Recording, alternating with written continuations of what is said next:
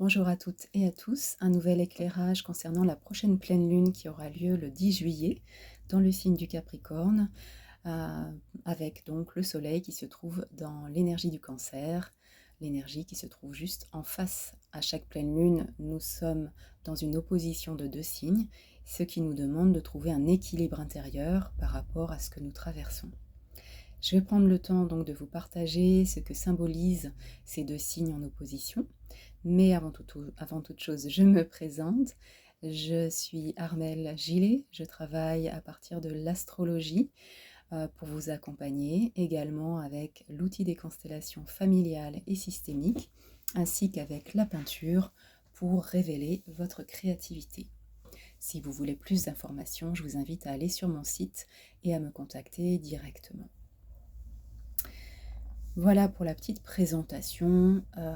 Revenons donc à cette pleine lune qui se trouve dans le signe du Capricorne, un signe lié à l'élément terre qui nous amène à du rationnel, du concret. Comment je peux mettre en place mes projets, peut-être trouver une autre structure, trouver à justement faire le point, le bilan, analyser pour voir ce que je pourrais donc mettre en place pour aller vers plus d'efficacité. La lune en Capricorne n'est pas toujours très à l'aise. Le Capricorne est un signe lié au mental, au contrôle. L'énergie en face, c'est l'énergie du Cancer. Là où la lune est à domicile, normalement, on est dans le signe du Cancer, donc beaucoup plus de sensibilité, d'émotionnel, de vulnérabilité, de ressenti. On est dans l'énergie du Cancer, dans le langage du cœur, dans le rapport au rêve, à l'imaginaire, ce besoin justement de se laisser porter avec beaucoup plus d'innocence et beaucoup plus de douceur, avec justement moins comment dire, avec moins ce principe de réalité que nous amène l'énergie du Capricorne. On est vraiment dans deux oppositions par rapport au fait que l'énergie Cancer est davantage tournée vers l'émotionnel et le Capricorne vers le rationnel, vers le mental.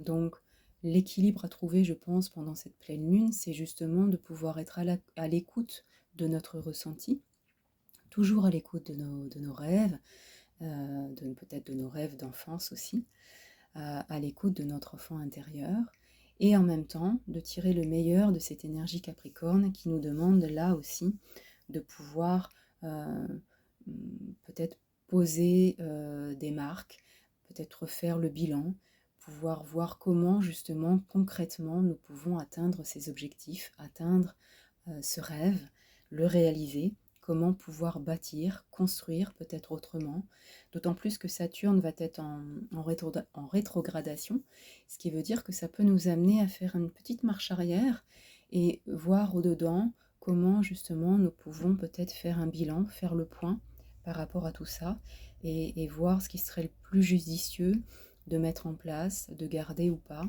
Et du coup, toujours dans l'idée de pouvoir aller vers plus de paix avec soi-même et de pouvoir peut-être dans le cas de cette pleine lune, pouvoir réaliser nos rêves, hein, même si tout ne se fait pas autour de cette pleine lune, c'est comment on peut pas à pas de plus en plus s'approcher de nos rêves. Ce qui nous fait plaisir, hein, ce qui fait du bien au cœur avec l'énergie du Cancer. Et en même temps, cette lune à Capricorne qui ramène, comme je disais, les pieds sur terre pour ramener du discernement, poser des limites, poser un cadre si c'est nécessaire, hein, calculer davantage, peut-être planifier dans le temps. Donc là, on est beaucoup plus dans le rationnel.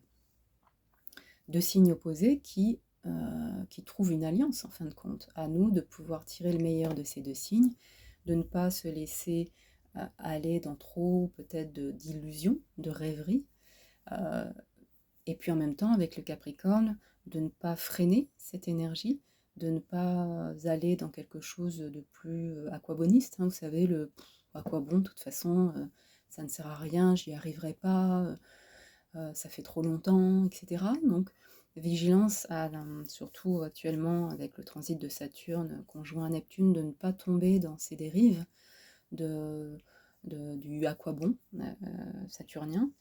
Mais voilà, aller à la réalisation de nos rêves, eh bien, soit ça peut demander de l'aide, et ça c'est l'énergie cancer qui nous l'apporte, hein, de pouvoir être à l'écoute de nos besoins, de dire, eh bien là, s'il te plaît, j'aurais besoin peut-être de ton regard, ou peut-être de ton soutien.